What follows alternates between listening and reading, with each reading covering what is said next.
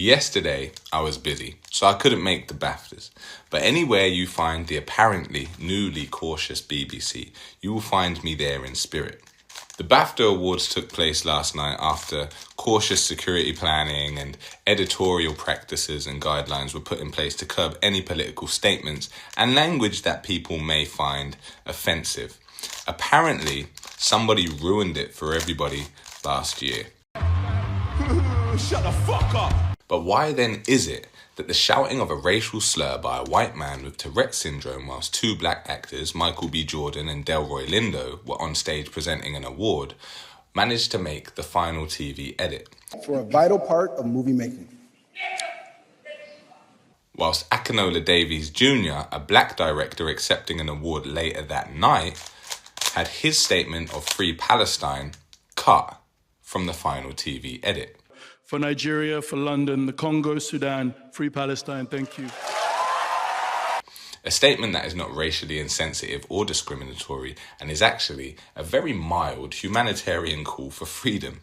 Now, I'm aware of the symptoms of Tourette syndrome, so what I'm really concerned with is not the actions of a man with a very complicated neurological condition, but the decision by a broadcasting company embroiled in scandals to leave that racial slur in the final edit, but remove a call for freedom, which means even after all of their preemptive planning for censorship, a decision was made to leave one and remove the other.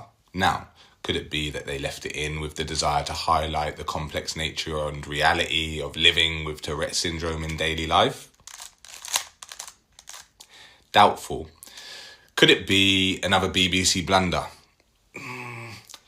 Could it be that black people are just fair game to the BBC? Always.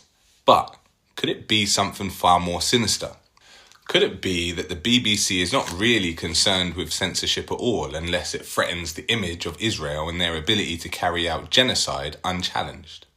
One of the key board members of the BBC, Robbie Gibb, has not only acted as an editorial advisor for the right-wing news outlet GB News, but in 2020 led a consortium to buy the Jewish Chronicle, a newspaper that continuously protects the actions of the Israeli state, war crimes and all. A man that you will remember survived calls for his removal from the board in 2025 after more than 400 media figures signed a letter to the BBC urging them to remove him over impartiality concerns following the BBC's decision not to air the documentary Gaza, Doctors Under Attack. We can be quite confident that no heads will roll.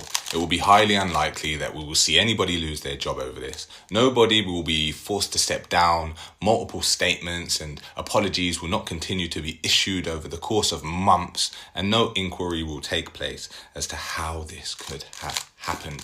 Which begs the question, if what's good for the goose is not good for the gander, then why do we still have to pay our TV license? Let me know what you think in the comments. Or don't. Love you.